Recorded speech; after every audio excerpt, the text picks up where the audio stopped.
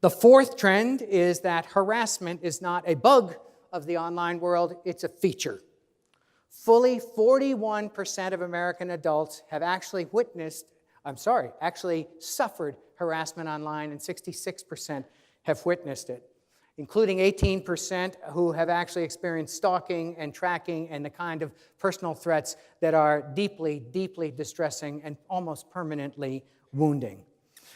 Now, a lot of people attribute this to the anonymous element of online life. You know, when you don't see the person you're attacking and you don't even have to identify yourself to the person you're attacking, you can go after them.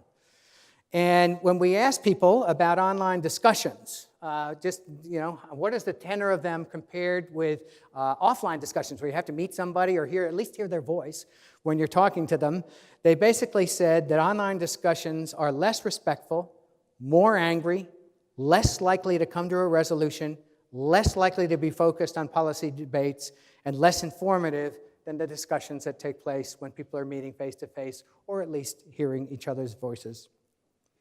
The fifth trend is that the attention economy platforms themselves, so the social media platforms, incentivize outrage rather than civil deliberation. Many experts canvassed by our project suggest that these platforms reward anger, outrage, anxiety-producing claims, and menacing statements. We did our own big data analysis just of the public statements of public officials. So we monitored their Twitter accounts and their social media accounts, and we said what they saw.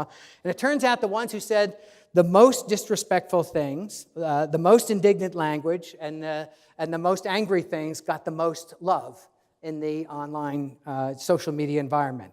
Those who posted those angry things got more attention, more likes, more shares, and more comments, and the people who are most ideologically extreme actually have more Facebook friends than those who are moderate. And finally, the sixth trend is that the online information ecosystem can be shaped by people who are not people, by bots. There are now ways that automated actors are very much a part of the information streams in people's lives. There's a wonderful place. Actually, we're doing some research on this now. We haven't completed it yet, but it looks like at least 50% of the link shares that are done from news sites. So these are news sites across the board. Sometimes they're conventional news, business news, and things like that. More than half of them are bot-driven. There's a project called the Oxford Computational Propaganda Project, and it documented how bots are now a central part of the online information streams of so many people. For instance, they looked at one debate in the 2016 election cycle and found that a third of the pro-Trump Twitter traffic and a fifth of the pro-Clinton traffic was driven by bots. When machines can automate what's happening in our lives, we're kind of in trouble. The seventh and last trend brings me back to the idea that the environment of total noise is debilitating. People are turned off by all of this drama and all of the contention they see online. We found 37% of social media users in the last election cycle said they were worn out by all the political commentary they saw in their feeds, and 39% took steps to limit or block the people who were doing so much of it, particularly those who oppose them. That's not good news for you, because when people start turning off to this environment and thinking it will not serve them too terribly well, they're missing messages that maybe you hope that they care about. So that's a problem. And I'm going to suggest 3 ways to begin to think about tackling the problem. The first is to learn from history. There's a wonderful American historian named Elizabeth Eisenstein who wrote a great book that some of you might know about, The Printing Press as an Agent of Change. And she went back to the year 1450 and she looked at how the arrival of the movable type printing press in Germany changed the information ecosystem of the time. It made information cheaper, made it easier to disseminate, made it easier to print in the vernacular, it made it easier to distribute it to wide audiences and find new audiences. And sure enough, what she found was that this enabled the fake news purveyors of that day.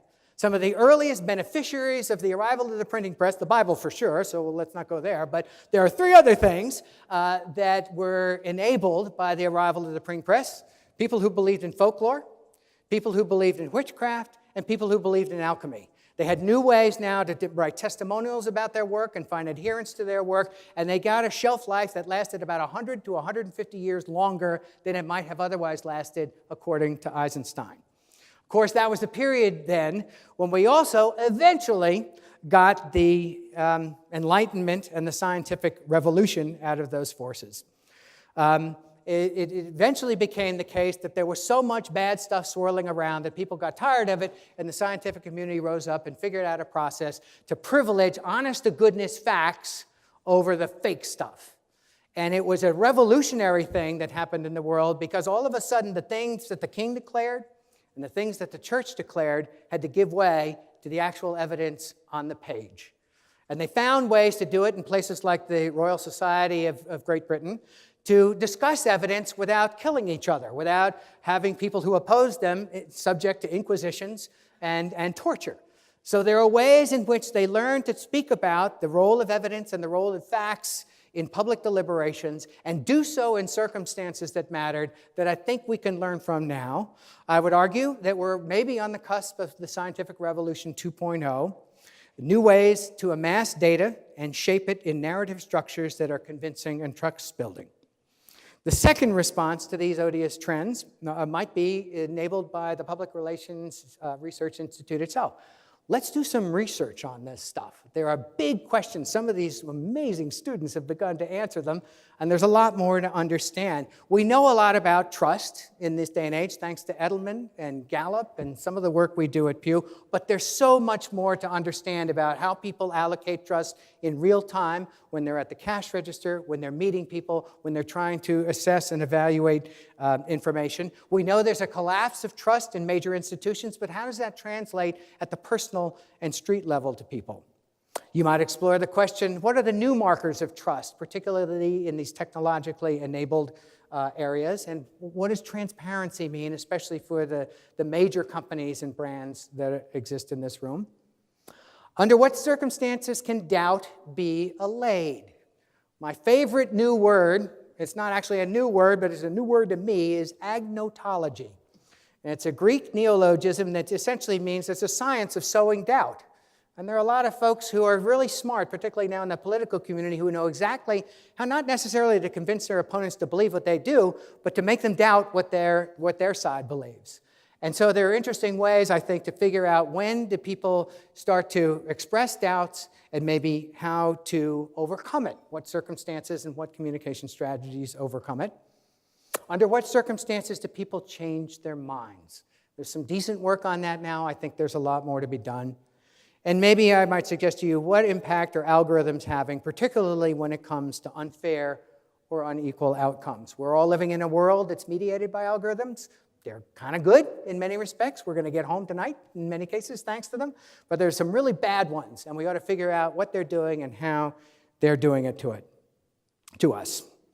And the third and final thing I would suggest to you is that you guys start acting, or maybe continue to act, like you're really important stewards of this environment.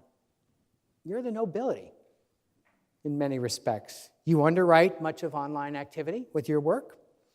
You have more training and more insights about how information systems work than anyone else. You know how to do campaigns and craft messages and make memories.